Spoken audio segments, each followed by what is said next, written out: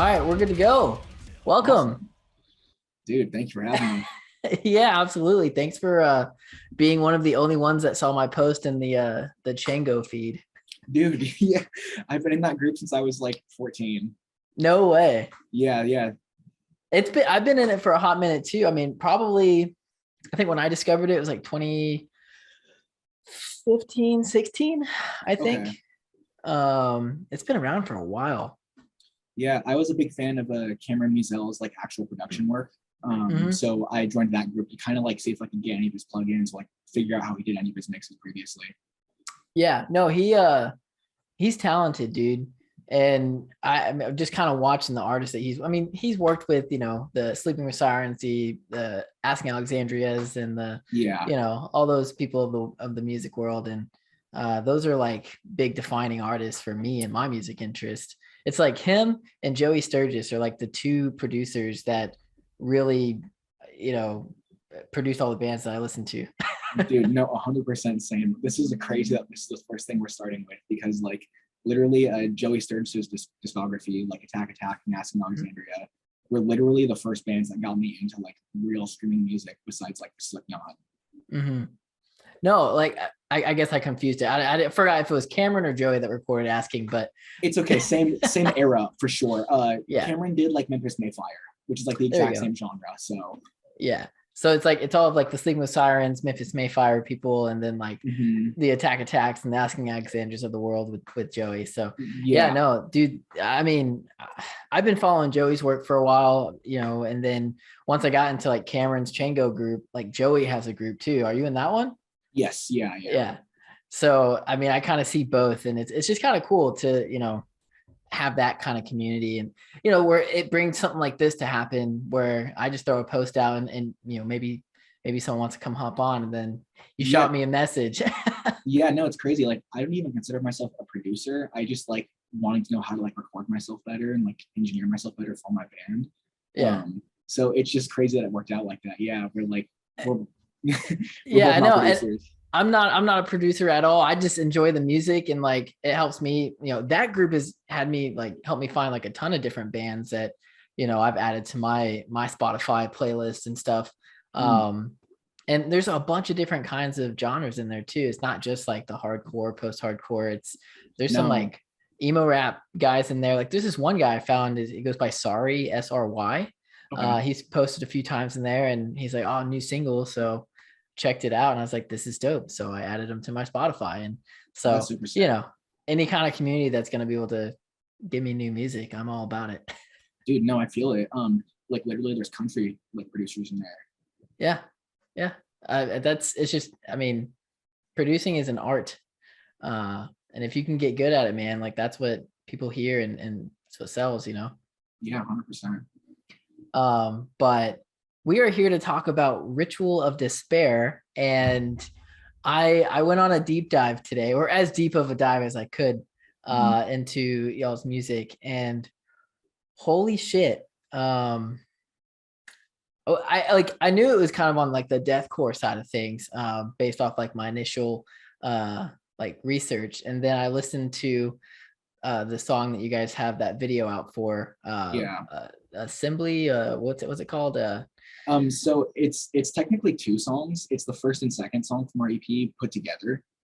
Oh no, Um, yeah, the No Sympathy song. Yeah. yes, yeah. So like the intro track is called Eliminate, and then No Sympathy is the second song.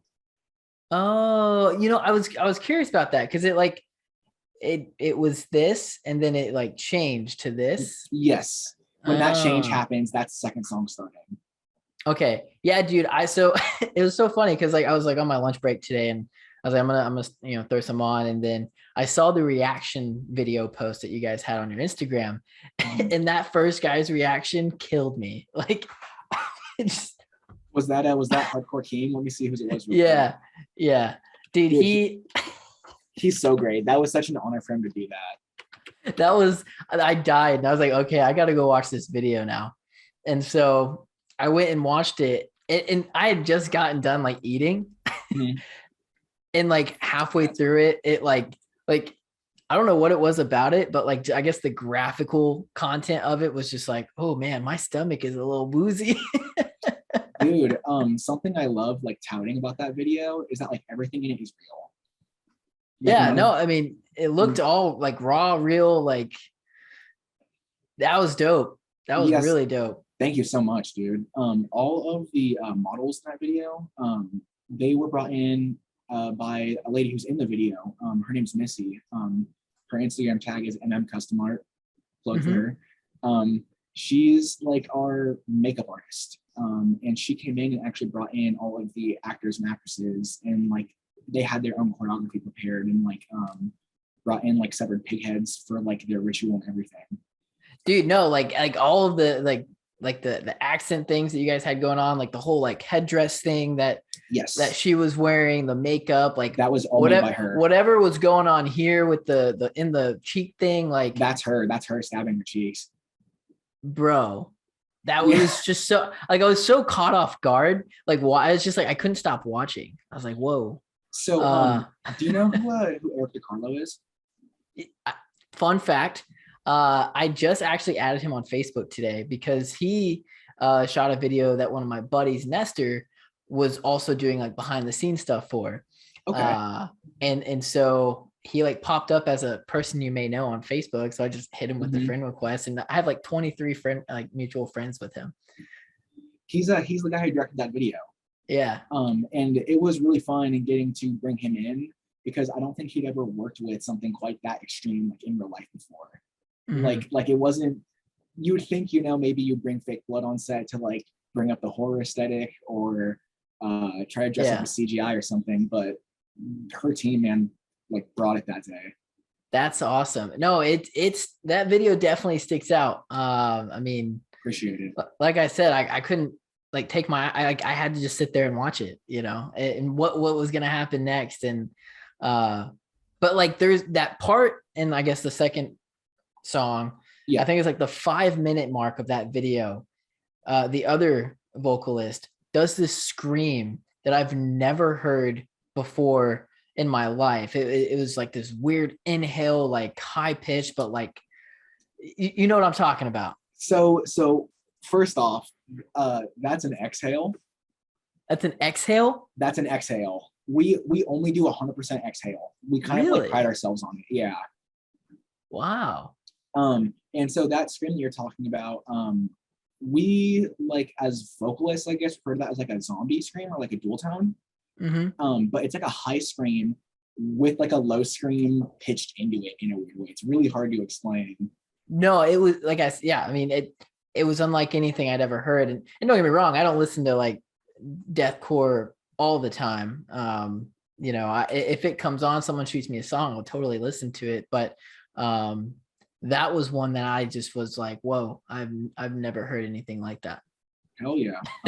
The other vocalist name is Donovan, by the way. Okay. Yeah, Yeah. no. I mean, both of you guys have some gnarly screams, and how you guys like accent each other, like the contrast between y'all's voice is dope, like all layered on top of each other. Thank you. I mean, again, I don't listen to a lot of deathcore, but I don't know if it's very common for them to have two vocalists and it's not. There are a couple bigger bands that have dual vocalists, but it's not like an ongoing thing in deathcore by any means. Mm-hmm. Yeah, I was I really dug that. Just the production as well sounded really good. Who'd you guys produce with? Thank you. His name is Miroslav Boris. His producer tag would be Jigsaw Audio. Okay. He's worked with a couple of bands, one called Martyr Defiled, another called Monasteries. And we found him through his work with Monasteries. Okay. And he's actually over in the UK. Oh. And we're all from California. We're all from Southern California. So did you guys just record and send him all the stems and he? Yep, that's exactly how we did it. Oh, nice. That's cool. The age of like technology and doing things in 2022 is so cool because, you're in LA, I'm here in like Dallas, and I mean, we can do shit like this and it'd be like just super chill and down to earth kind of thing. But that's really cool. And it came out really well. I mean, being in that Chango form, you've heard, a bunch of people put out their music and stuff. And, when you hear a song that's like, it has the fullness and you can tell that there's a lot of like work done to it, and it's really well produced. And then you Mm, hear those ones sometimes where it's like a little bit, it's kind of thin and it doesn't have that body, like something's lacking. yeah, something's lacking. It just needs that one thing. And I mean, like I said, the entire time I was listening to that one, I didn't feel like it was really lacking anything. If anything, it was just like in your face the entire time. Dude, that's the goal. Thank you. Yeah, like working with Nurse Lab was really, really great. He was super communicative. Like I could message him pretty much any time of the day, and it would be like 2 a.m. their time, and he'd hit me back up and be like, "Hey, like I tweaked this tone for you or whatever," like. Oh, that's so, cool. Yeah, he was really like receptive to our mix notes and stuff like that. That's dope. I don't think I asked yet, but give me the layout of the band. I know you have Donovan as the other vocalist. Who else Yep. who's part of it? So Donovan and I are the main vocalists. We have Zach Storbakken, who's our guitarist. We have a guy named Fabian Limon, who's our other guitarist. We have Josh Franco, who is our bassist, and then we have a drummer who's Manny Calvillo. Got it. Yeah, again, like when I saw the 6-piece, I was like, that's a lot of people in a band. I don't know if that's common in the scene, but like I listen to a lot of like 4-piece bands, at most 5. So it's cool to kind of be able to see all the instrumentation kind of come together in like a 6-piece, right? Because everyone has their own part that's contributing something to the sound, right? Mm-hmm. Yeah, definitely. So that's cool. So are y'all a fairly new band? Yeah, I would say so. Okay. Yeah, because I kind of, like I said, I tried to go on the deep dive today, and you guys got basically 2021 is. Yeah, that was the year. Like our first record came out in November. It was that EP. This past November. Yes. So like 3 months ago. And how has the I guess reaction been to the music? So far, really, really good. I come from like a scene in California where like there was a really heavy like deathcore scene when I first started going to shows. I'm gonna go on like a boomer rant for a second. Go for it. But I'm 24 now. I'm not super old. I'm still young. But I started going to shows when I was like 14, 15. Like this was pretty much my thing all throughout high school. I didn't really skate. I didn't do drugs. I went to shows. Yeah. And so like there's a venue called Chain Reaction down here that's super popular. I've heard of Chain Reaction before. Yeah. It's honestly in real life, it's a tiny little hole in the wall venue. It's a super small place, but it's just lasted so long that it kind of has like a bigger than life reputation.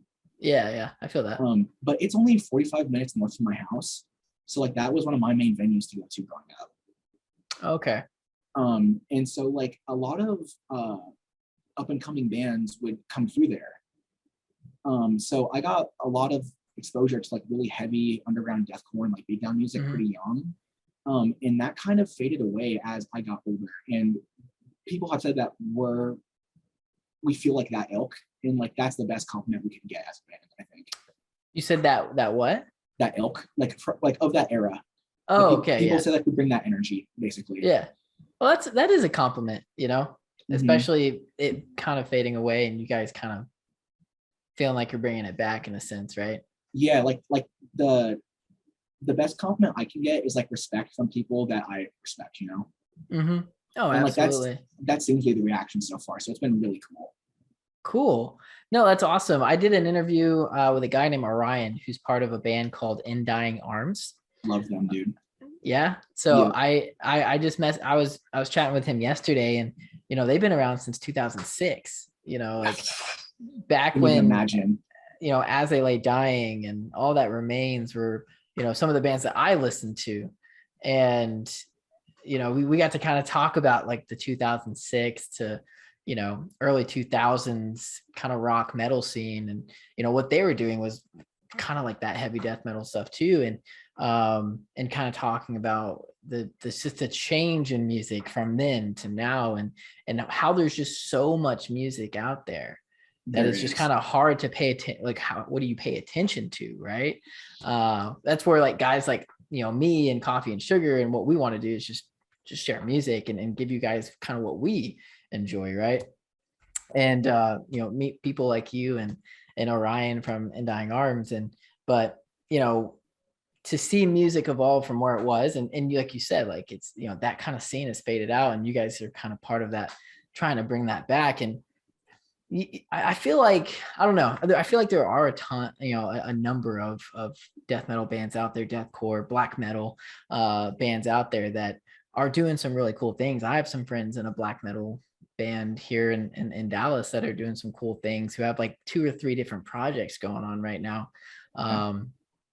But I feel like, and just in my perspective of it, is like being in a death metal band, I feel like sometimes it can be hard to be noticed because of just the type of music that it is, right? Like it's fucking in your face, like death metal music, right? You don't really find a lot of people that are like, yeah, I'm just gonna toss on some death metal really quick, right?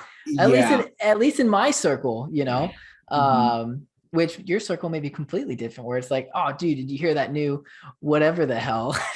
Well, so if I'm being honest with you, my band is pretty much my group of best friends. Yeah. Our guitarist Zach, I've known since I was 13. I'm 24 now. I've known Donovan since I was 14, 15. Yeah. All of them I've known over 3 to 5 years now at least, and we all see each other at least once a week. So like That's dope. we do just toss records back and forth constantly, and are like waiting on like bands to drop stuff. Like we pretty much consume it as fast as we can get it. Yeah. No, so like, would you say that like out in your area, there's a community of, bands that are like y'all, that you find that, share obviously the same interest, but, kind of see the same trajectory? Yeah, I would say so. I wouldn't say necessarily whole bands that are like us, but I meet a lot of people who are my age, 3 to 5 years older or younger, who definitely like, so you remember like the whole Asking Alexandria Attack era. At that point, screaming bands were huge. Like Asking Alexandria literally played on like Jimmy Kimmel, something like that, right? So like I always meet people who are from that kind of age range, who remember the music being able to reach that height and wanting to see it go there again. And so like in that regard, there's a lot of that here for sure. Yeah. No, yeah. And I mean, being in California, you guys out in the LA area, there's music and talent everywhere, Yeah.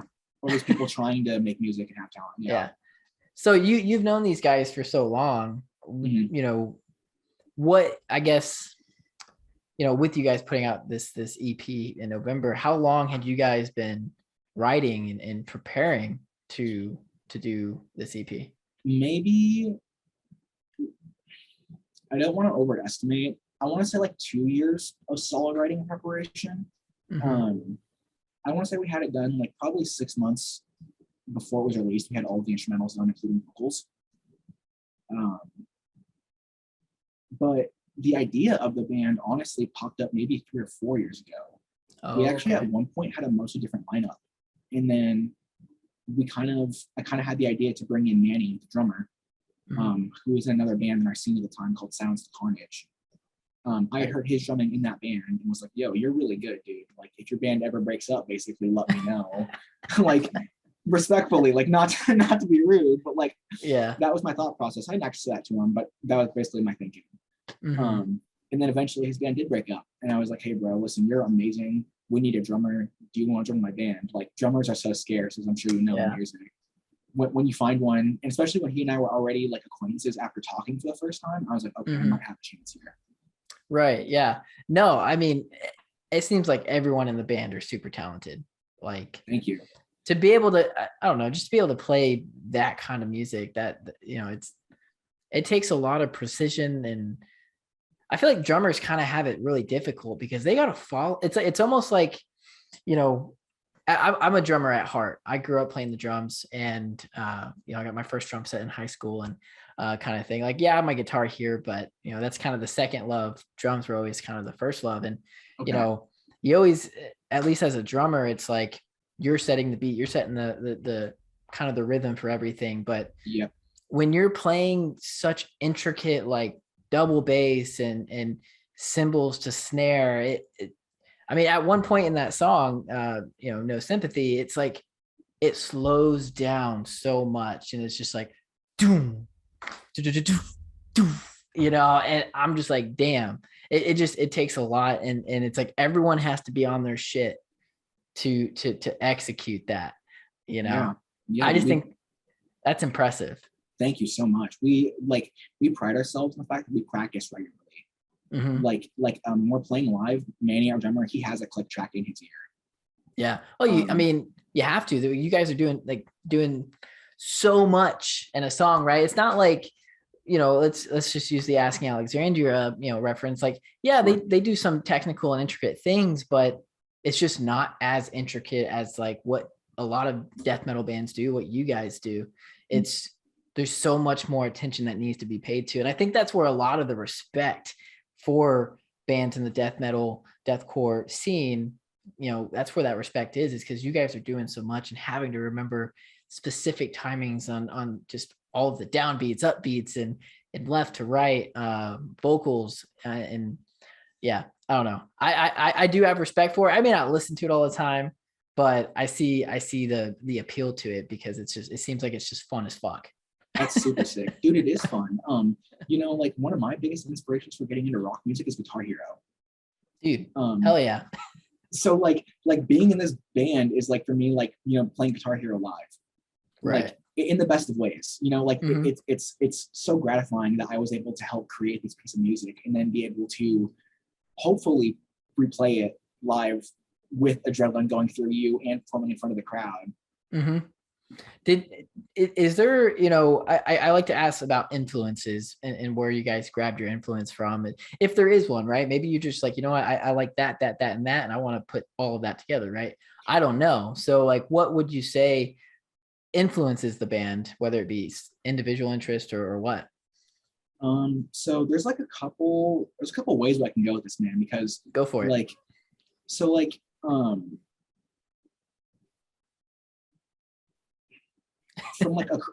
I'm really trying to answer this question right. I don't want to do my band injustice. No, for sure. So like creatively, we take a lot of inspiration from death metal and hardcore in terms of the intensity of the music. Like you mentioned earlier, how it must be hard for us to try to stand out in like a genre where the whole point is being in your face constantly. We try to literally almost like adrenaline junkie search for the slowest breakdowns, the most fast blast beats. Like we really try to pull from what we think is intense and try to kind of reincorporate that into our own sound. Like I didn't set out when I started this band thinking I wanted to be in a deathcore band. I just wanted a band that had blast beats, but the energy of a hardcore band, and that just kind of made deathcore by default. Yeah. Especially with having like cleaner production. Like being from that Chango era, I wanted that super big kind of cleaner mix sound as much as I could get. Yeah. So as the vocalist, are there any vocalists that you kind of look up to or kind of try to grab it, inspiration or whatever it may be from? Yeah. So like going back to like young me, the first like deathcore vocalist I ever really fell in love with was Mitch Lucker. Yeah. Suicide Silence. Him and like Phil Bozeman were the big two inspirations for a long time. And then from there, it kind of started diversifying. Like now I'm really into guys like Ben Dewar from Shadow of Intent.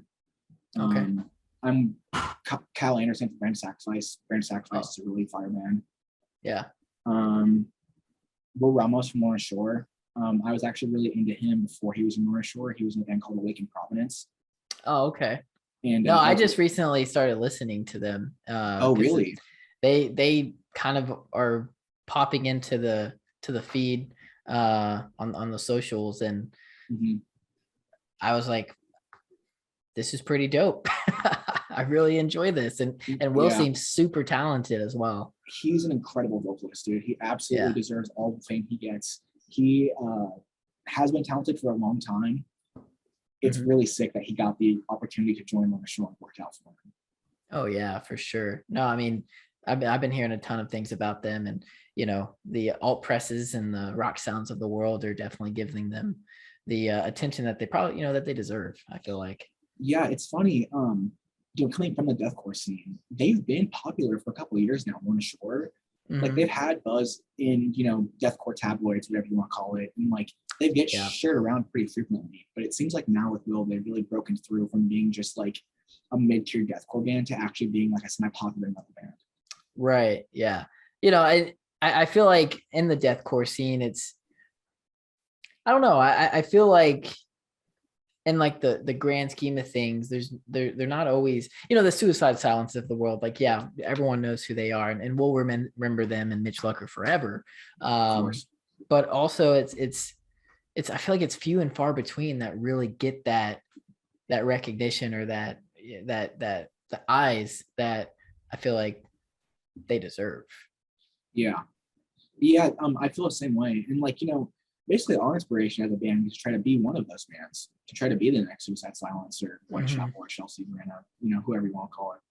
Yeah, it's really unfortunate that Warped Tour isn't a thing anymore. Dude, you are preaching to the choir.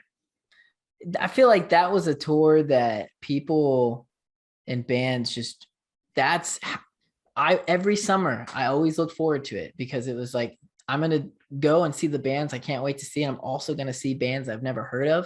And I can't wait to find a new band that I can listen to. I found so many bands because of Warped Tour. And it's just unfortunate now that, not that people can't get noticed on social media and other tours and stuff like that, for sure. But it was just something about Warped Tour where they brought so many different bands together for this huge cross country tour. And it helped so many people in the scene, in the bands, get recognized, because there's thousands and thousands and thousands of people that go to that went to the show.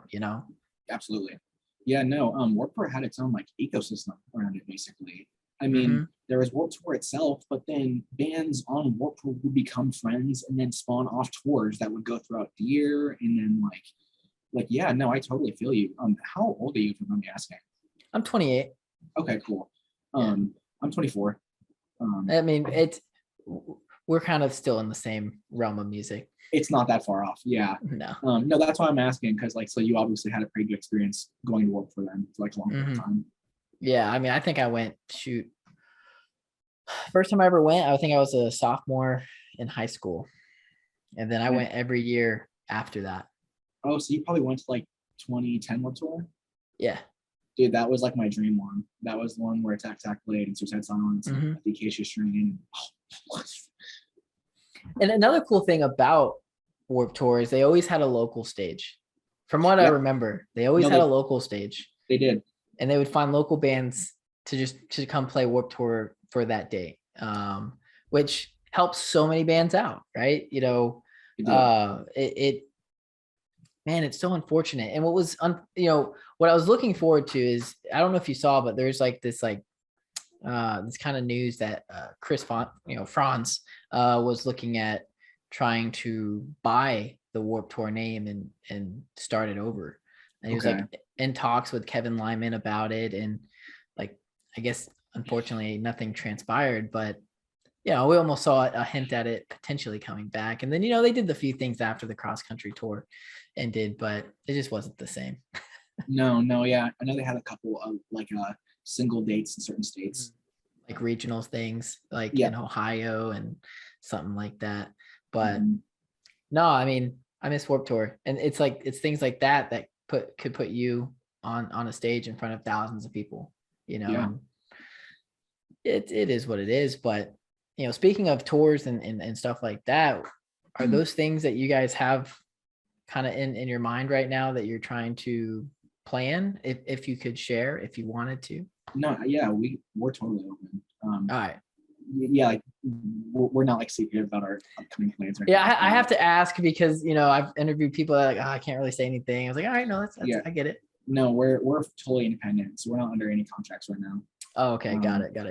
Yeah, but we're absolutely trying to tour. We mostly just play Southern California right now, and we'd really like to change that and break out as far as we can. Yeah. Are there bands out there that you would love to tour with?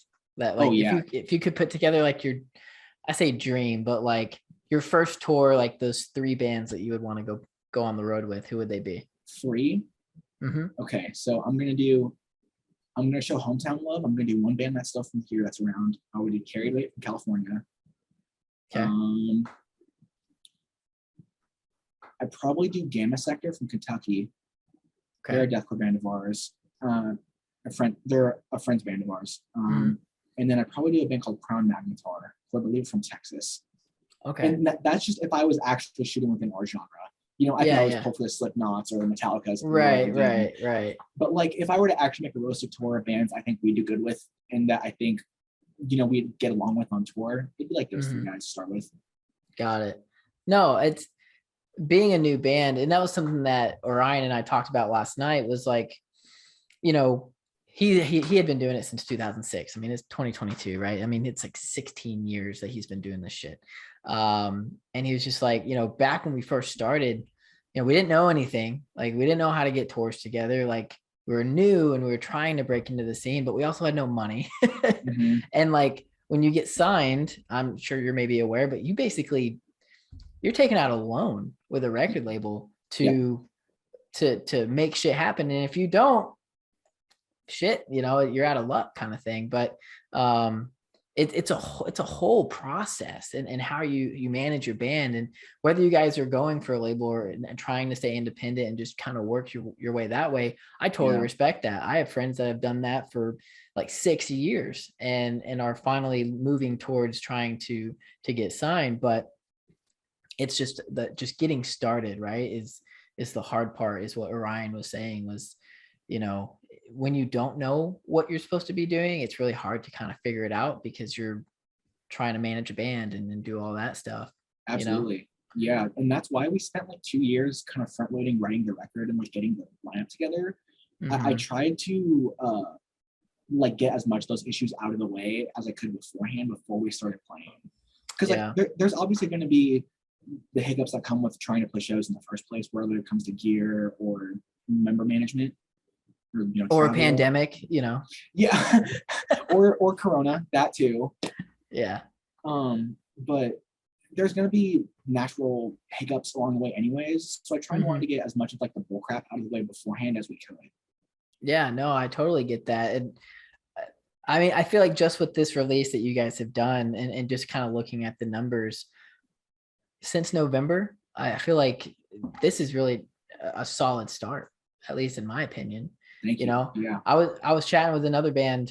Dude, it's been a busy week of interviews, but I was chatting with another band, and I kind of try to talk about perspective, because life is really all perspective. And so you guys being at like, it says 1,083 monthly listeners, right? Like, obviously you want to see that hit 5, and then you want to see it hit 10 and 15 and 20 and so on, right?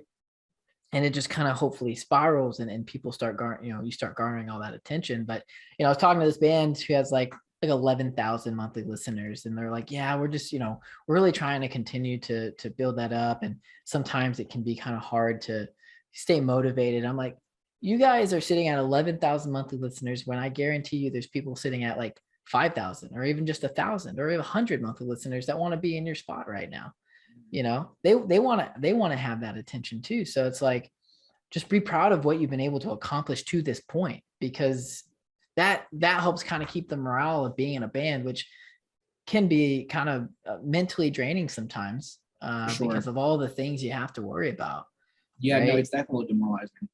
Yeah. So or can be. To say like November is when you started and you're already where you're at right now, I feel like you're already starting out really well. And I mean, that's just my perspective and my opinion on it. But based off of just that, that video you guys have out there, that is just like, holy shit, I feel like more people are just going to continue to see it. Thank you. Yeah, like even with the video, like for our first video, we didn't want to have some cheap, our friend did it in our garage style video.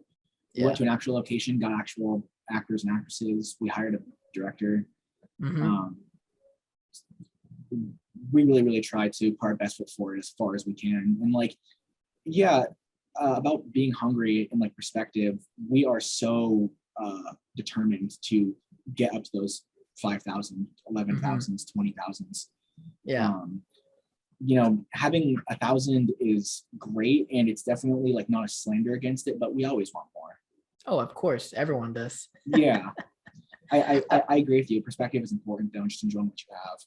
Yeah, because you guys have so much to worry about being a band. Everyone who's in a band has so much to worry about, whether it be management or your image or what you're doing for marketing. That's a whole nother thing, dude. Marketing your band it's really kind of like a prevalent thing right now, because you got things Yeah. like TikTok and, reels and stuff that you throw out, and you could get upwards of, 100,000, 500,000 views, and then boom, you guys are on a map, right? Yeah.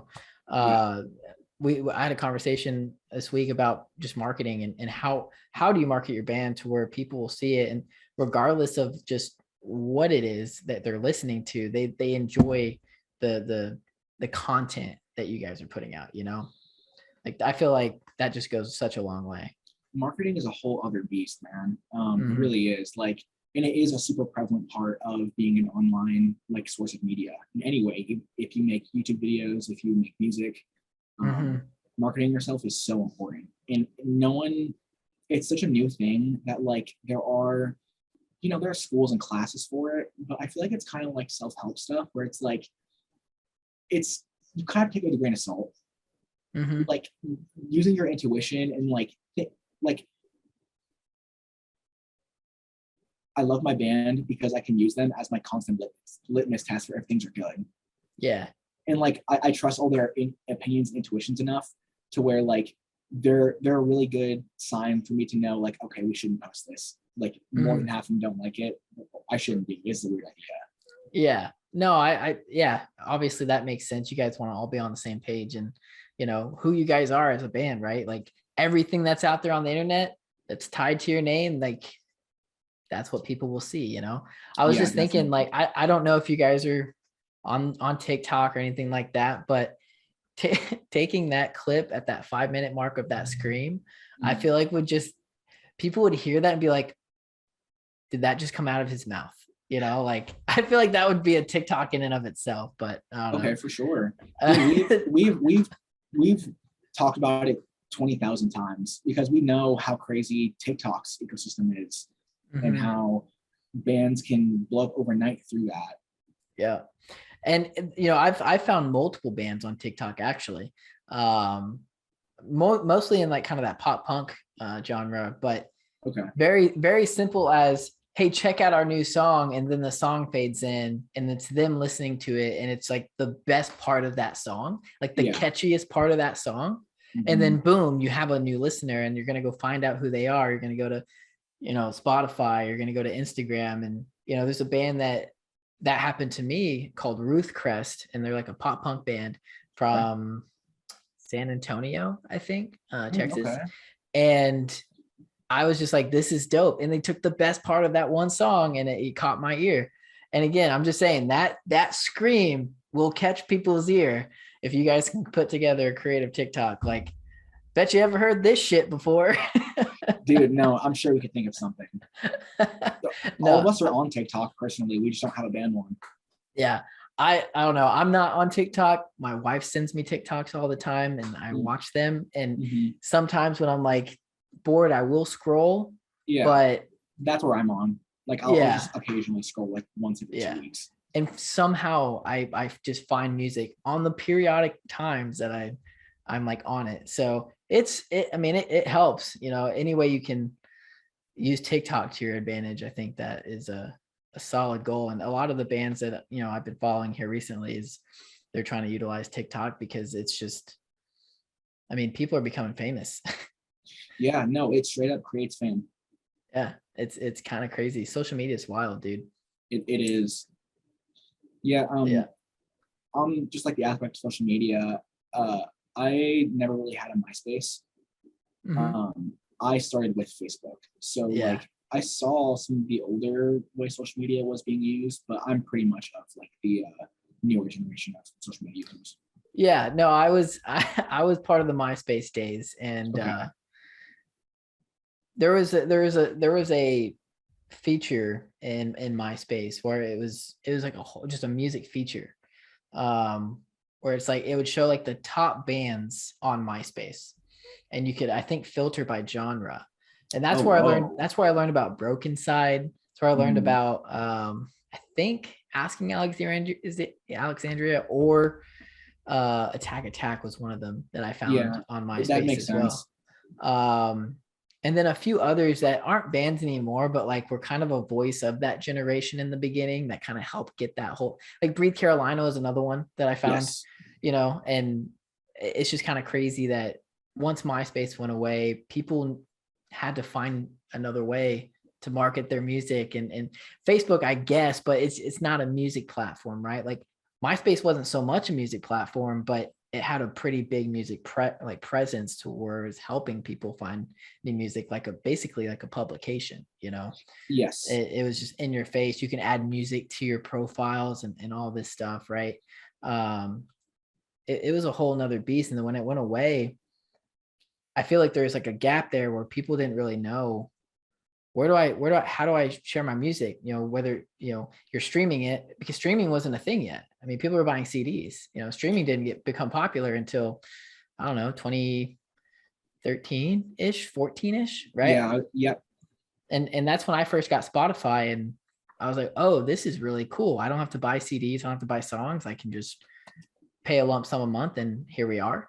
That's, I mean, that changed the world. But before that, it's like, the social media that was actually relevant was, MySpace before it went down.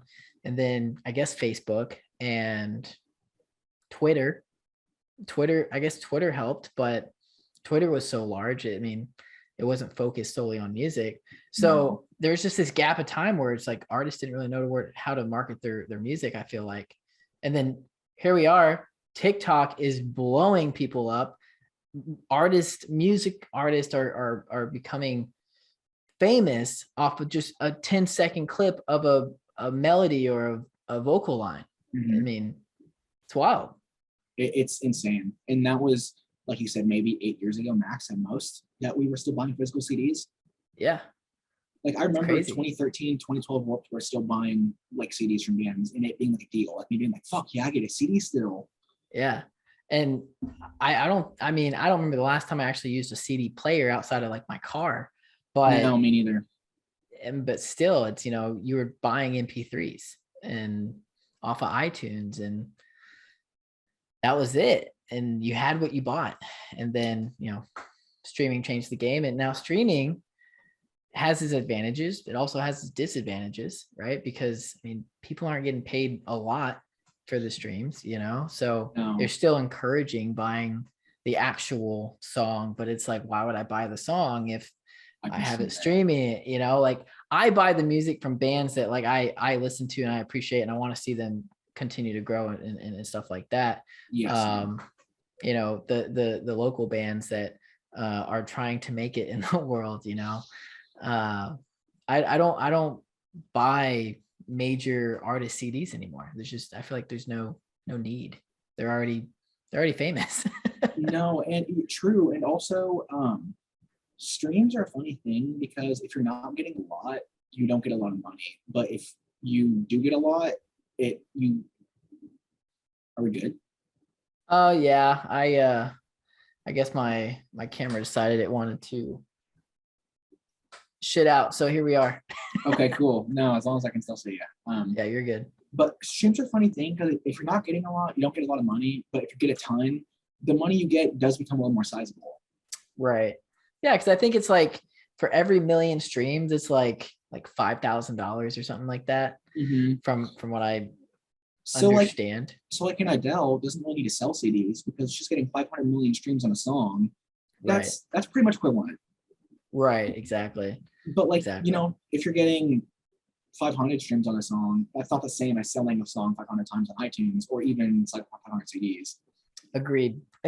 Totally understand that. And that's just the weird medium of streaming and buying CDs still. And yeah. But with all that being said, you guys just getting started, right? You got your music out there. Obviously, I know there's probably gonna be more music on its way. You got your EP out and people are listening to it. You got the video out that is continuing to probably get people listening and watching you guys. What would you say is like kind of that next step for y'all, post EP?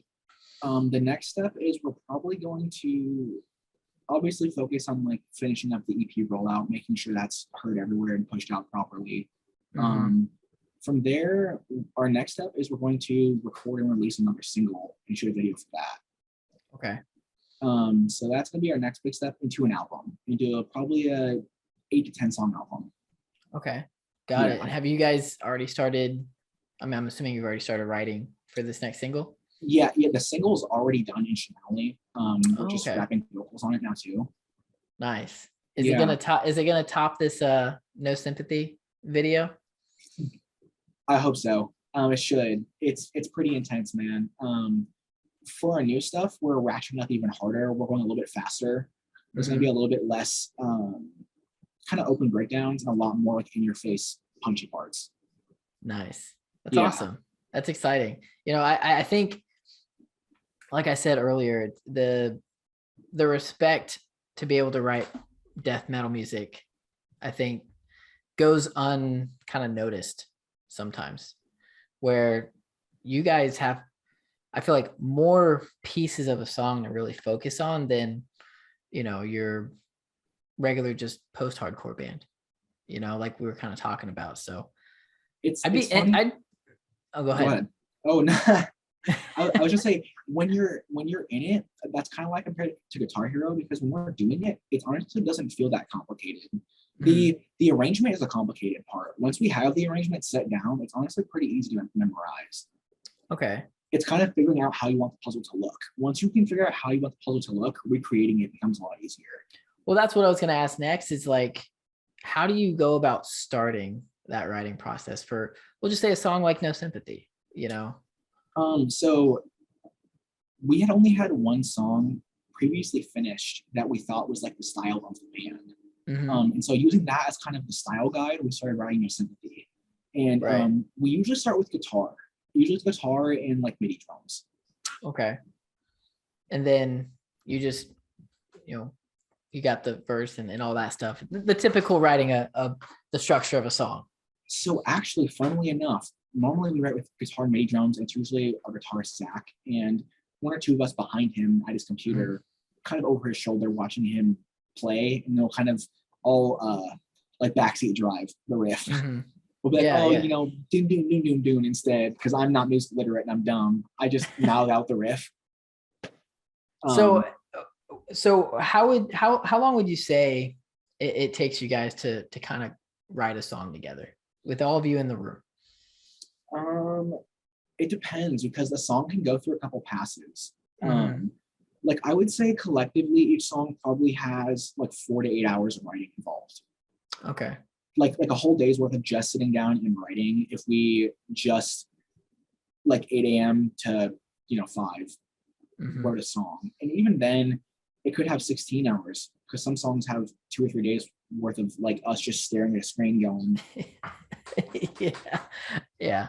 And then if the song doesn't work, we'll put it down for a week or two and come back. And that whole week or two, I'm still listening to it or thinking about it in my head, trying to figure out the math problem, basically. Yeah. Like when I'm listening to a song and something is off structurally, it feels like 2 + 2 = 5, not 4. So I got to figure out how to make the answer where I want it. Yeah, and I think, again, back to the complexity of just a death metal song in general, at least back, and I'm using my perspective, right? Like my perspective here is it seems like there's so much complexity in just a single part of a song, and being able to take that and transition it into this, takes a lot of brain power and kind of understanding where you're trying to go. Yeah, definitely understanding where you're trying to go is super important. Having like the vision of what you're trying to achieve is so important. We always talk about in the band how when people are making music, they say what they want to be, but then they don't end up creating that out of their music. People will say, oh, I want to sound like blank, but then when their music comes out, it's not necessarily evocative of either the feelings or the sound, what they're trying to be. And so like having that vision is such an important part of like not getting lost in kind of the monster of music. Yeah. Have you guys ever written a song where you've gotten like 85% of the way through and you're just like, I don't think this is it? Oh yeah, dude. That's part of the reason writing the EP took so long, is because for the first year or so of writing, we'd write songs and then be like, this isn't it. We have to restart. And then there came a certain point where we wrote the last song on the EP, which is called Lesson Learned. That was the first song we wrote for the band, where we wrote it and then we're like, okay, this is our sound now. We've kind of found the energy we're looking for. Yeah. How do you guys differentiate? How do you feel you guys differentiate yourselves from other death metal bands in the scene? For one, our production, definitely, we go for kind of a cleaner production style. I'm not Mhm. trying to have it be all artificial and like all cleaned up to the nth degree, but Yeah.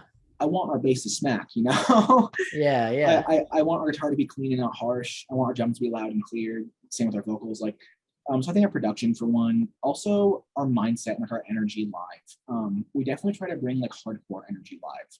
Hmm. Like some of our biggest influences for like live energy are bands like the Chariot or Yeah. Dillinger Escape Plan. Where like Hmm. I'm the kind of vocalist who like when we start a show, I'm gonna crowd round people's heads and like I'm gonna climb off stuff and like I'm really in people's faces live. Yeah. Have you got, I mean, obviously you've played shows before. What's been your favorite show that you've ever played and why? Favorite show we played. I don't want to give the lame answer, but it's probably our first one. Hmm. It's kind of like the romantic first love. Um, Yeah. but it was at a show in LA, at a tattoo shop. They let us actually just use for a show. Okay. It's like they cleared out the shop. Um, we had our show there, and it was amazing. It was in LA during a time when we probably shouldn't have been having that kind of show. Um, but it was a really crazy packed out show. And for our first show, nobody knowing us and still being there and like being able to give us their energy and attention was a really cool feeling. So there wasn't a stage. You guys were just same level as everyone else. We were floor level. We didn't even have two XLR inputs. We had to like, so the venue told us we would have a PA, and when we got there, it Hmm. only had one mic input. We have two singers. Oh no. So we had to like gyrate it, but thankfully it worked. But no Yeah. stage, one speaker, and it was still a great show. Dude, those shows are always so fun. So there was there's a band called Bill Murray. It's Johnny Frank from Attack Attack, his Love side them. project. Love them. Bill, what he's done with Bill Murray has been awesome. I love talking about them and just their sound and what they're doing. But Mm-hmm. I think it was like Bill Murray's second tour that they ever went on, went from Ohio down here to Texas, and they played here in the town I live in, Denton, Texas, which is outside of Dallas. Like if you're gonna come to Texas to play a show, you're playing Dallas, but no, they came to Denton and they played the basement of a pizza shop right up here, like down the road. Uh-huh. And when I saw they were coming, I was like, fuck yeah, like I gotta go. And same thing. It was basement, same level. Like I'm from me to like my computer screen was Johnny. And we're just having a blast. I'm so jealous. That's probably one of my favorite shows I ever been to. And I mean, fuck man, like I go to a lot of shows and I don't think I've ever had such an intimate kind of experience with a band, where they're in your face and you're in theirs, you Mm-hmm. know. But it was awesome. I loved it. And then Johnny sat down prior to the show with me, my wife, and a buddy of mine for like 45 minutes at a table eating pizza, just chatting. It was so like surreal for me because of kind of the history I have of listening to Attack Attack and Yeah. just Johnny kind of being like that first clean vocalist of like a post-hardcore band that I really, really drew a bunch of my music taste from, Uh-huh. sitting across the table from me, asking me about me. It's wild. Dude, that sounds surreal. I wish I could have had that experience. Like Have you I ever love their had an music experience? too. Have you ever had an experience like that where you're just like in the presence of someone that you just have mad respect for, and it's Oh, like, oh yeah, dude. Just from going to show so much, I've ended up backstage at shows where I was supposed to be there, but I did by accident or I snuck back there or some shit. And like I ran into so many artists who I've been like, dude, if only you knew how much your music meant to me. I'm like, you'd probably think I was a crazy person. dude, I had so many questions for him, and I didn't ask them because they were all like pertaining to Attack Attack and stuff. And I was like, I don't, Yeah. that's just not the time and place. Like, let's keep this chill and just like have a casual conversation with Johnny Frank about Bill Murray and how excited he was to be on tour with Bill Murray and playing these shows in the basement of a pizza, shop. Like Mm-hmm. it was just so cool. And I'll never forget that. After the show, I asked him if I could take a photo with him, and he goes, how about we take a prom photo? Like I'll stand behind you and like kind of, and we straight up Mm-hmm. took a prom photo together. And I was just like, And every year when it pops up, I'm just like, man, that was such a good day. That's legendary, dude. That's so sick. It was super cool, and he's such a dope dude. I'd love to bring him on and chat with him someday. But I'm trying to think if there's anybody super like notable in music that I've met that I was like super actually starstruck by. I did run into Dan Kenny, the bassist of Suicide Silence once. oh, okay. Because he actually lives not far from my hometown of Temecula. Huh. So he frequents out here quite often. And I bumped into him once. And like that was one of those moments where I had to hold it in, but I just wanted to ask him so many questions about Suicide Silence and about their history. But I was like, this is not the time. Yeah. No, it's like a weird feeling. So that's happened a few times to me, but here the most recent time that's happened is there's a festival called Unsilent Night Fest, and it happens here in Dallas. Yeah, I've heard of it. Hosted by Third Stream Productions, Mike Zemer and his team. And I shot that show. I'm a concert photographer. So okay. I was shooting that show, and an artist named Nessa Barrett, who got super famous on TikTok and is, a really famous musician now, or singer, was playing that show. And I didn't put two and two together, but this guy named Jaden Hostler, he's working with Travis Barker right now. He's pretty big in the scene, the kind of punk rock pop kind of thing. And anyways, I'm a huge fan of this guy. I just love his music. And Nessa goes, this next song I wrote with a very special person. His name's Jaden. And he like came out on stage, and like, I'm sitting here like in front of the stage with my camera, like, oh shit, I'm about to take photos of Jaden. Like that's super dope. And after the performance, I was like, I got to get a photo with this guy. I feel like there's never going to be an opportunity to do that again. And like, at first I was like, I don't want to be that guy, because that's just kind of weird. But then again, I was like, you know what? I'm going to do it anyways. And he was super dope about it. And then I found out like a couple weeks later, like he's not even 21 yet. What? Yeah. The dude's 20. And I'm like, now I just kind of feel like that weird old guy that asked to take a photo with this 20-year-old. It was a weird feeling for me, because it kind of made me feel like, oh shit, I'm getting old now. Like, oh god, is that where we're at? You're still in your 20s, dude. You're good. No, so I love those moments. It's just there's a feeling about it that you're like, man, that's cool. It's like super dope. It makes life feel a little bit more full circle, I guess. Mm-hmm. Like there's always something about seeing somebody that you've listened to or like felt some kind of connection with, seeing it in real life, like brings it to a whole nother level of like reality. Mm-hmm. What was your favorite? I don't think I asked this yet, but what was your favorite concert you've ever been to? I know that's a super loaded question. Yeah, super loaded, dude. Because like I said earlier, like I didn't really do drugs in high school. I pretty much just went to shows. Mm-hmm. So conservatively, I've been to probably 400 shows in my life, 500 shows in my life. I bet. Between Warped Tour and just like local club shows, because there were tons of $10, $15 club shows down here in Southern California. So I hit as many of those as I pretty much could consume. Yeah. As much as I could beg my mom to give me money to go see, Yeah. My favorite concert ever, though. The one that basically it's like, I'll never forget that. It was like the experience about it. I have a great way to tie this into what I do now. Hell yeah. Warped Tour 2014. I'm in Pomona. I'm watching The Ghost Inside. Mm-hmm. They're playing a song called Chrono, and I'm crowd surfing. Their singer, Jonathan Vigil, points out to me and is like mouthing the words of the song to me. And I figured we're just doing a hardcore, like, back and forth. Like he sees me going ham for a second. This is the moment, I'm out. I'm riding up as I get close to the front of the stage to get dropped off, like being crowd surfed. He grabs my hand and it's basically like, get on stage with me. The Warped Tour security guard literally lifts me on stage, and I'm standing 14 years old on Warped Tour stage with Jonathan Vigil in front of 8,000 people. That's amazing. Yeah, and I got to like do like part of a breakdown with him. I sounded terrible. I was young. I was just excited, but like, it's that experience of like, I literally remember feeling the feeling of the stage bending underneath my feet next to him and being like, oh, I can do this. Okay. That's super cool. That like you said, that does tie into kind of that memory of being there, and then here you are now, and you're doing your thing.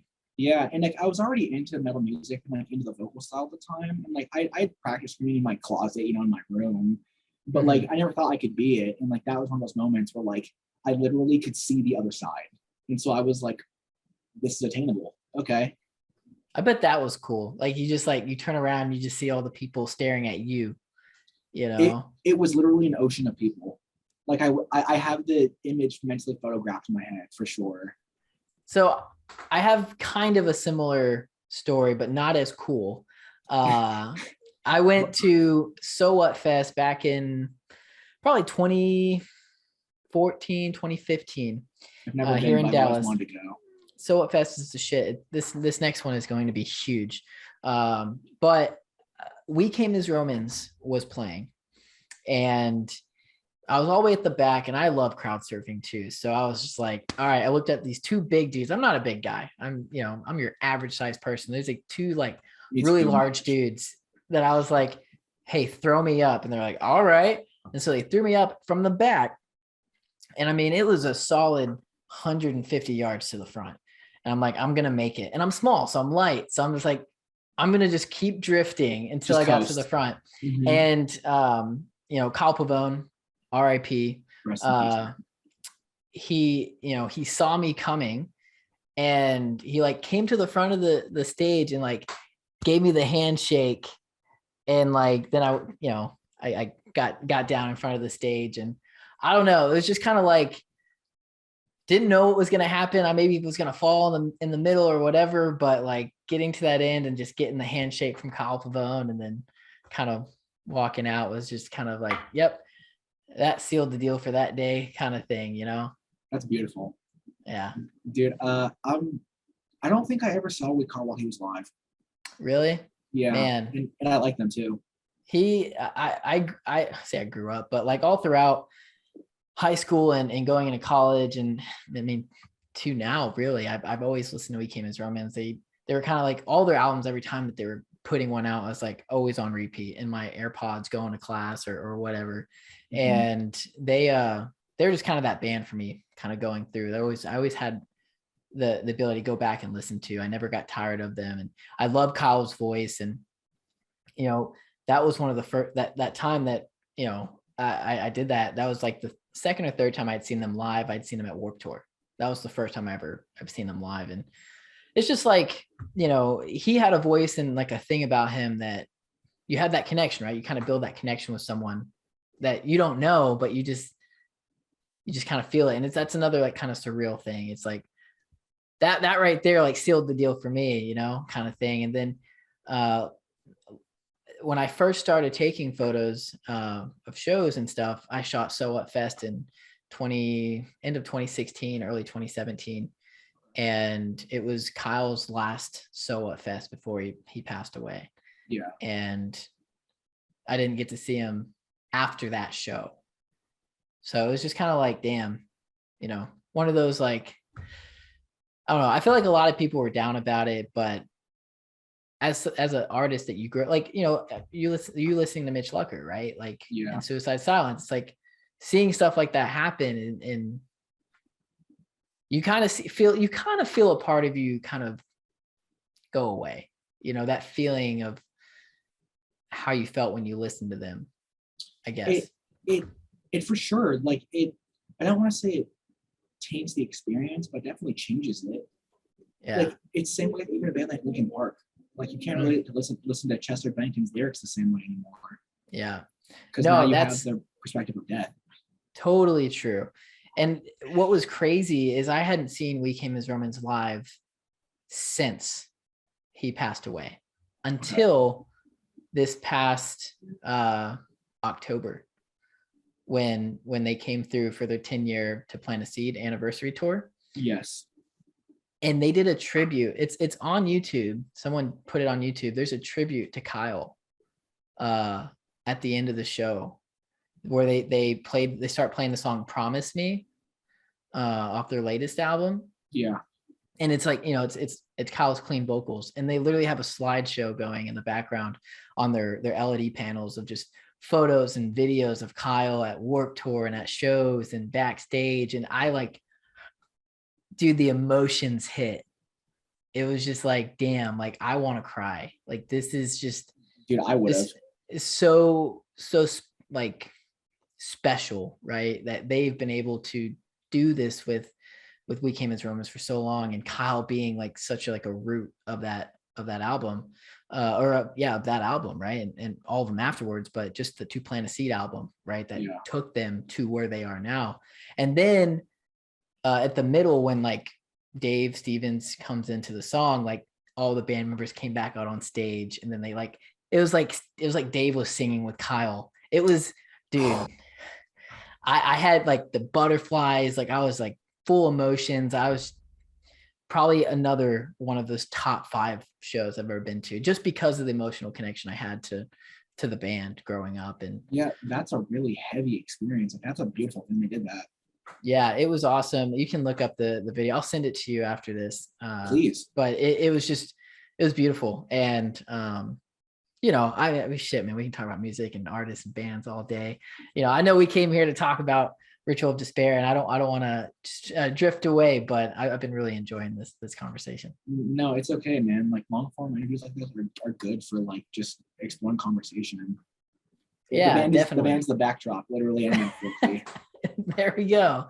You know, and that's how I like to, you know, really run these things. It's like just have a conversation about music. That's what we do. That's what Coffee and Sugar is we want to share music. We want to talk about it. And you know, when we get to meet guys like you and everyone else that we've ever interviewed, it's just, it kind of adds that experience. And you know, I like to Orion last night, he's like, I just feel like I gained another homie. And I was like, dude, same. Like that's how I want this to be. Like I want to gain a new homie every time I chat with someone or a band or whoever. So yeah, this has been chill. I hope you've enjoyed it so far. This has been great. I've never really had an interview done in any capacity. Oh, okay. But so far this has been great. Cool. I hope your first experience is pretty good. You know, this is sick. If they're all like this, I can do media all day. Hey, that's a compliment to me and what we're doing. So I appreciate that. Music is crazy, man. There's just so many different avenues, different communities within.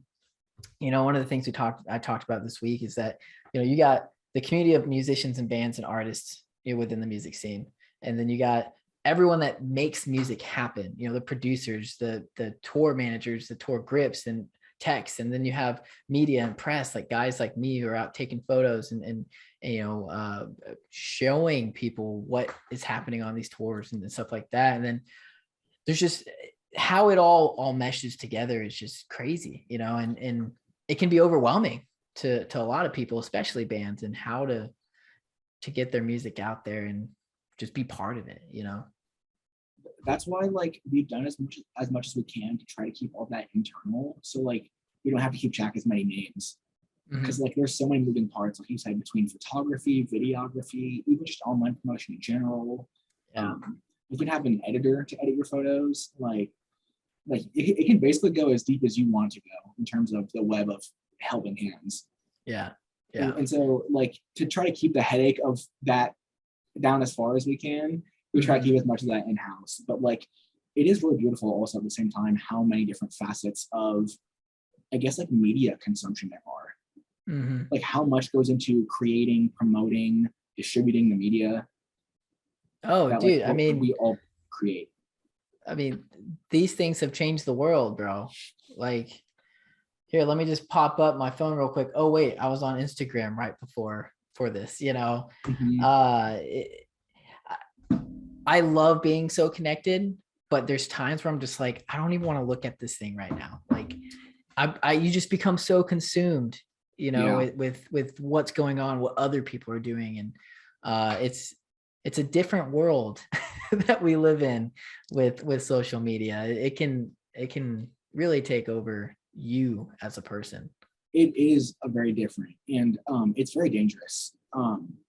It's super interesting trying to deal with being kind of the purist in my head of like remembering the times of physical media where CDs would be bought and actually listened to, where you put it in your CD player and put on little fuzzy headphones and boop, and then you'd actually listen to the record for 20 minutes or whatever.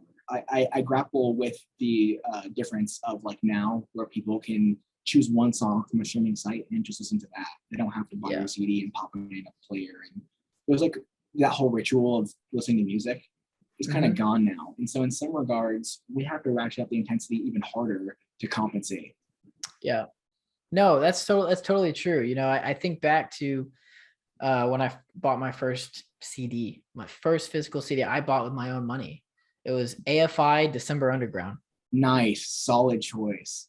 And being able to be like, I'm gonna go home, put this in my CD player and put on my headphones and just listen to it was, there's a different feeling to that than popping up Spotify on your phone and throwing in your AirPods. You know, it's just a totally different feeling. And it's almost like that nostalgia of being able to grab a CD, click it into your CD player, close the hood, hit play, and then just sit there and listen to it.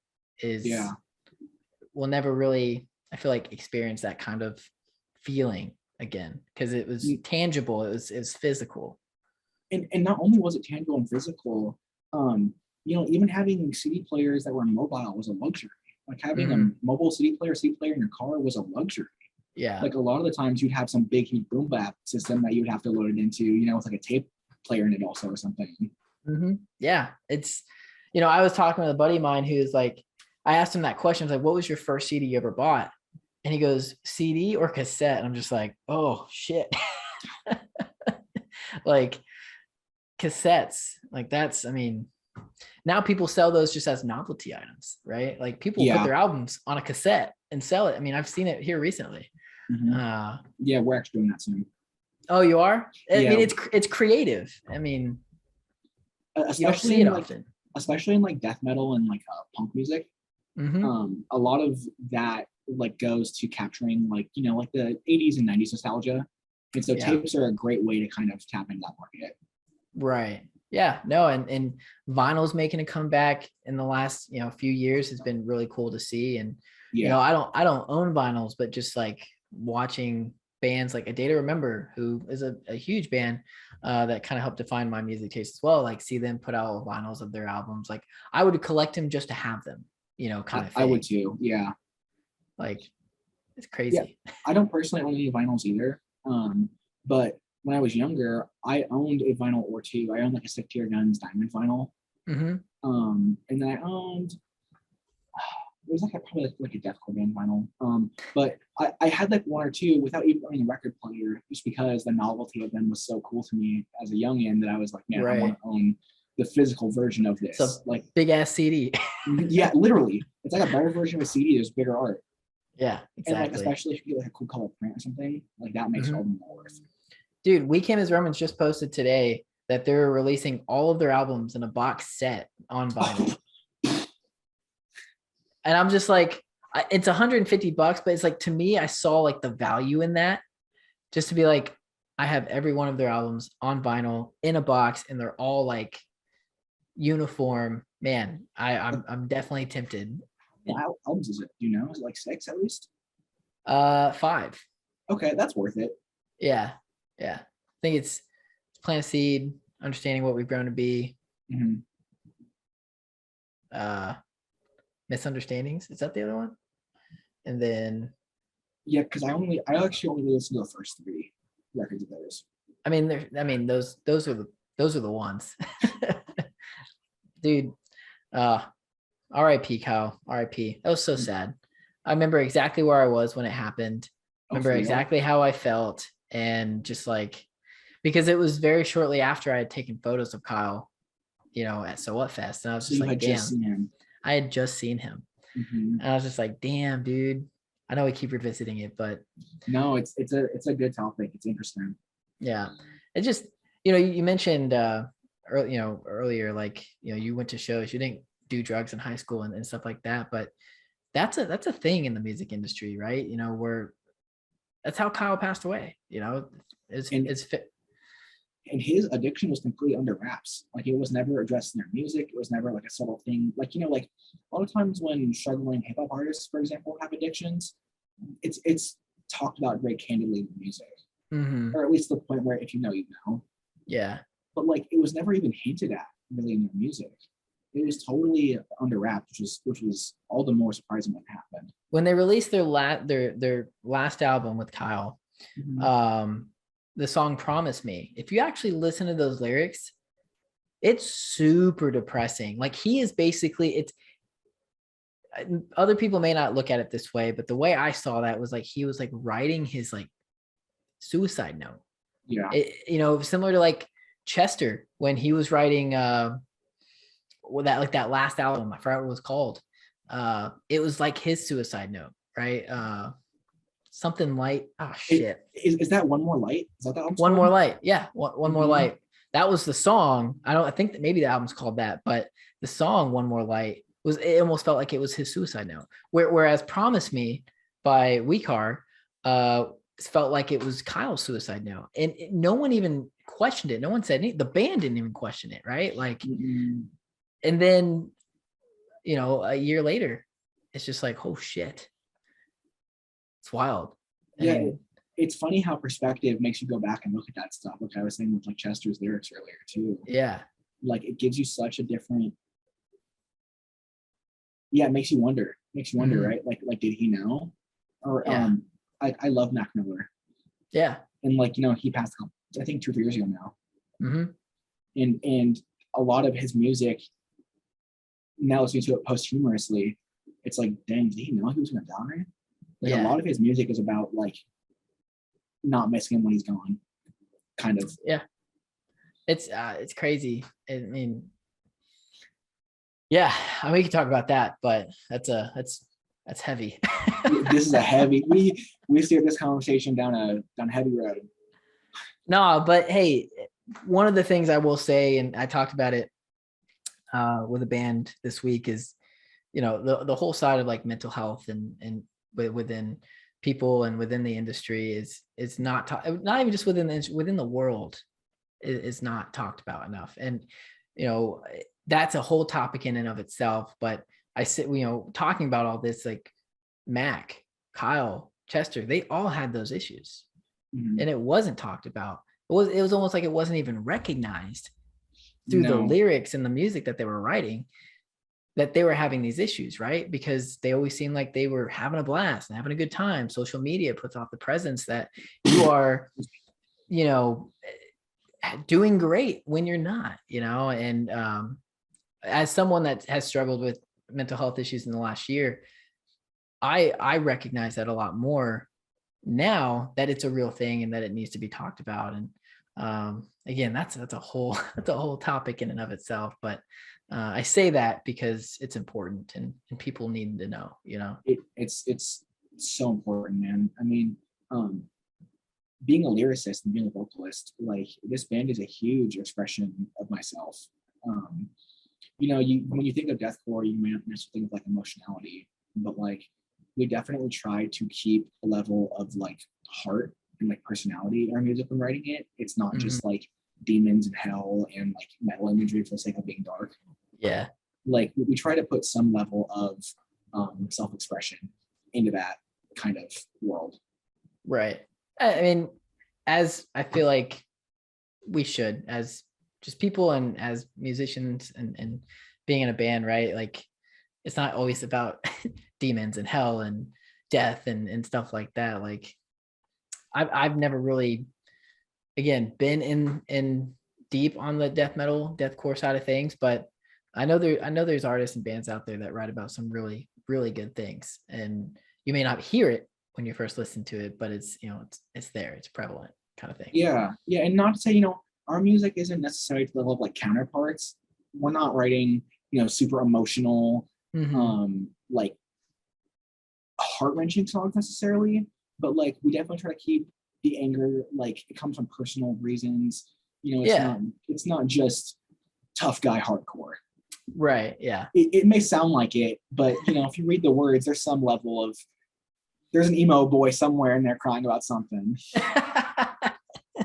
We're all emo boys at heart, Yeah, exactly. Like everyone. Go ahead. Go ahead. No, go ahead. Go ahead. Just even the name, like the name is a very metal sounding name, Ritual of Despair. But like the name to me, it kind of translates to like like cycle of misery. Like it could almost be another adonym for like an addiction or something. Like literally a ritual of despair. Like just even something like that. We try to imbue with some level of meaning and like have it play some kind of purpose. Right.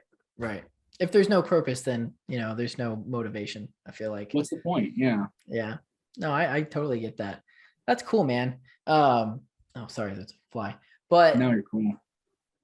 I've really enjoyed this. This has been really fun. You seem like a super down to earth, dope dude, and I'm excited to see what you guys put out, especially with you guys now just getting started. And I'll go back to the No Sympathy out video. Like that was fucking brutal. That was wild. And I mean, if that's, you got to top that now.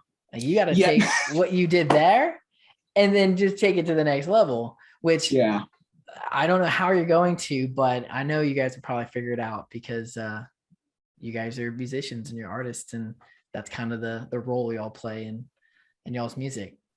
Yeah, no, I mean, like for lack of a better term, this is my job.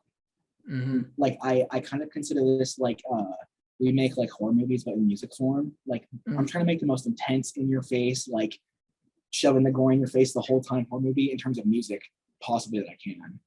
Yeah. So it's literally my job trying to be the architect of creating even more intense versions of that in the future. Well, I'm excited. I'm going to hit you guys with that follow, and every time you guys release something, Spotify will tell me. And we hit you guys with the follow so we can stay up to date with what you guys are doing on socials, on Instagram. And thank you. It's going to be too. Hell yeah, that's what it's all about. As you know, it's all about networking and the people we will continue to support you guys and what you guys are doing, because you gave us the time of day to come and chat and tell us about you guys. Dude, thank you for giving me the platform to have this conversation. This has seriously been super fun. Dude, well, I'm happy that you've enjoyed it. We are hitting that kind of hour and a half almost mark, which is probably one of the longest interviews or episodes or shows, whatever you want to call it, that we've done. So I feel like that says a lot. And that's super sick. I'm gonna wrap this up with two questions. Sure. The first one is, what announcements that you can share and want to share do you want to tell people today, as well as where people can find you, obviously on all socials and streaming platforms, right? And kind of go from there. Tell us kind of what we got to maybe expect in the future. Yeah, so just please go out and listen to our record Grievances. Came out in November. That's our debut EP.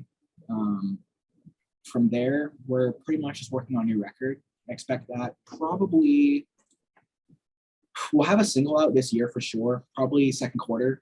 We'll probably start teasing the album by third or fourth quarter, so it'll probably be out first quarter next year. Cool. And then our socials are Ritual Despair at everything: Instagram, Twitter, Facebook. It's all just Ritual Despair. Isn't it nice when you can grab that handle on literally everything? Dude, we made sure before we ever had a single post, I made sure they'd make the username on every single website I could. And that was, when we were putting together the name for Coffee and Sugar, and fun fact, and I like to tell people on these, my last name's Kaufman, Coffman. And all throughout, probably for the last 10 years, my nickname has been Coffee. And cool. It was more so not because I like coffee, it was just kind of rolled off the tongue easier, and that's what people like to call me. And so Morgan, who's the other half of Coffee and Sugar, his last name is Sugars with an S, but it's spelled Shugars. And so when we were coming up with the name, Coffee and Sugar just made sense. And there's nothing out there that spells sugar Shugar. So we were able to claim Coffee and Sugar on literally everything. Nice, dude. That's always a nice thing that you can kind of pull off if you can. It's so beautiful. Like, to just have all our links just say our name. It doesn't even say Ritual Despair CA or anything. Right. It doesn't have to. Yeah, exactly. You don't have to put band at the end or whatnot. Like, and we really made sure when even making the name, like our search engine optimization would be good. Like, this name isn't claimed by anybody. It's not out there in some other form as like a movie or like something. Like, if you type in our name, we come up. Nothing else does. So that's a really beautiful thing to have. That's solid. And I mean, unfortunately, if you type in coffee and sugar spelled like the way we do it, it thinks you're misspelling sugar. So it just shows a ton of coffee and sugar. Yeah, It is what yeah. it is. It is what it is. But cool. Awesome. The second and last question Mhm. is, how do you like your coffee? I love that we end with this. So I do like coffee quite a bit. I don't drink it daily, but I drink it like bi-daily, like every other day. I like my coffee kind of sweet. I like a healthy dose of cream and sugar for sure. Mm-hmm. Dude, same. I'm like a 75% coffee, 25% really sweet creamer there on Mm. top mixed in so that it doesn't taste like coffee. Yeah, no, I'm the same way. Yeah, like 70-25, 70-30 is pretty much the ratio. Yeah.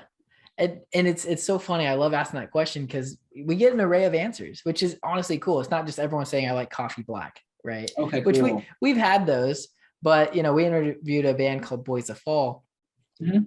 earlier this past week, and their bassist is like a coffee connoisseur. Like he's like, oh, I have a process, I drip it and all this stuff. And so I'm not it's that got tack. I am not either. Like I have a small pot. Like I only started drinking coffee like in the last year. Like I'm pretty new to the coffee game. I didn't realize that you can make coffee actually taste good. So Yeah, me neither for a long time. once I realized you could do that, I was like, oh, I can get used to this. It makes the mornings a little bit better. Yeah, for sure. I'm not a morning person. So that's cool. We have the similar taste in coffee. Now we're homies, and we, you know, next time you guys are, you know, I say next time, but when you guys come to Dallas, Yes. let me know. Like I said, I am a concert photographer. I will come out and take photos of you guys and make you guys look badass. Dude, I would So love to be able to just kick it in real life. That'd be super sick. that I want everyone that I talk to, and I tell them all, come to Dallas. Let me buy you a drink, or if you don't drink, let me buy you some coffee and play a show. Let me take some photos of you and let's have a good time. Like, I want the friendship to come full circle, you know? That would be super sick. You know, we're It's only 2 or 3 states over, so exactly. And you know, I don't make it out to California really often, but you know, if I'm ever in the LA area, I know I have some homies in the area that I can hit up. And if you definitely. guys are playing a show while I'm there, then more the merrier. Trust me, if we have it our way, we'll be in Texas before the year's end. Okay, so Dallas is the place to be. I Okay. mean, honestly, if you hit Dallas, Austin, and Houston, you're doing good. Those are the three places you want to go. Dallas, I would say, is a little bit easier to get to, Okay. but I don't know. Texas is huge, so I've actually been to both Dallas and Houston in the past 4 years. oh well, yeah. Then so you're kind of familiar. Yeah, a little bit. I was only there on work for a week at a time in both, so I Yeah. didn't get to explore too much or anything. But Mhm. I've seen the place. I've been Yeah. around. No, I mean, hey, Dallas is a great place for shows. It's funny. Dallas is actually like has a really big metal scene. You know, not just post-hardcore, but like really rounded like metal scene. Mhm. And I was the last two bands I interviewed, In Dying Arms. Dallas is number 2 on their top listeners. And he's just like, Okay. what? I'm like, dude, Dallas is the place. And then we were talking about another band, and they were also number 2 at Dallas. You know, so Dallas is a good place to come play a show. So keep me posted, let me know, and we'll kind of take it from there. Absolutely, dude. That'd be great. Awesome. Well, dude, I've enjoyed this, Matt. Like you go by Matt, right? Yeah, Matthew. Matthew. Honestly, Okay, all right. either. When I hear Matthew, I feel like I'm in trouble. Okay, I'll call you Matt. You're not in trouble with me. Cool. Uh, but no, Matt, I've enjoyed this and I'm excited to get the episode out. I'll keep you posted on all of that. Shoot me over a promo photo and your logo so I can get that promo graphic put together and You got it. be good to go. Awesome, dude. Thank you for having me on. Yeah, absolutely, Matt. You have a great rest of your night. Rock You on. too. We'll Peace out, talk dude. soon. Yeah. Later.